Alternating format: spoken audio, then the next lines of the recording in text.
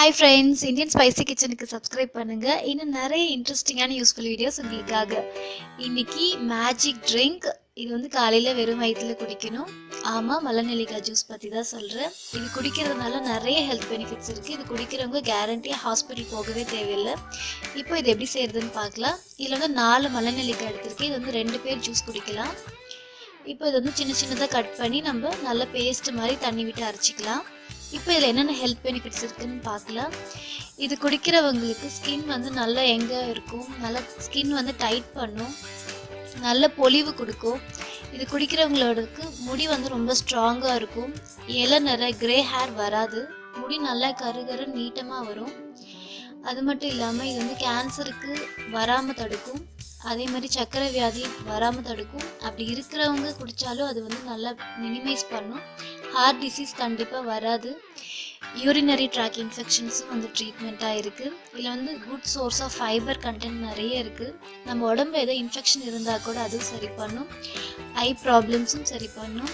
இது குடிக்கிறதுனால நமக்கு ஸ்ட்ரெஸ் இல்லாமல் நம்மளோட மூட் வந்து இப்போ ஹாப்பியாக இருக்கும். இது குடிக்கிறவங்களுக்கு மலச்சிக்கலும் இருக்காது.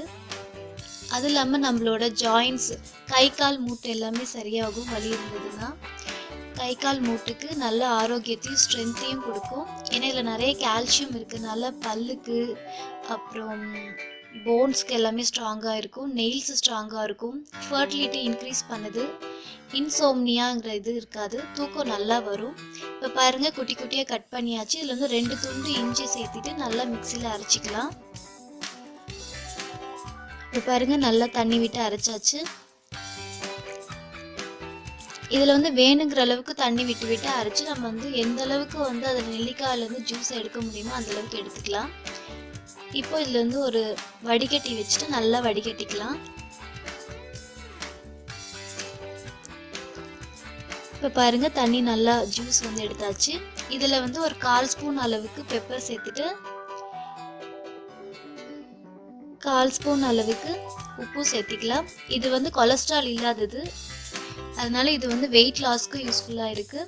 லெமன் ஜூஸும் 2 இல்லைன்னா 2 ஸ்பூன் சேர்த்துட்டு இதையும் கலந்துக்கலாம். இப்போ நம்மளோட டேஸ்டான நெல்லிக்காய் ஜூஸ் தயாராகிடுச்சு. இந்த வீடியோ உங்களுக்கு பிடிச்சதுன்னா மறக்காமல் லைக் பண்ணுங்கள், உங்கள் ஃப்ரெண்ட்ஸ் அண்ட் ஃபேமிலிக்கு ஷேர் பண்ணுங்கள். இந்தியன் ஸ்பைசி கிச்சனுக்கு சப்ஸ்கிரைப் பண்ணுங்கள். தேங்க்ஸ் ஃபார் வாட்சிங்.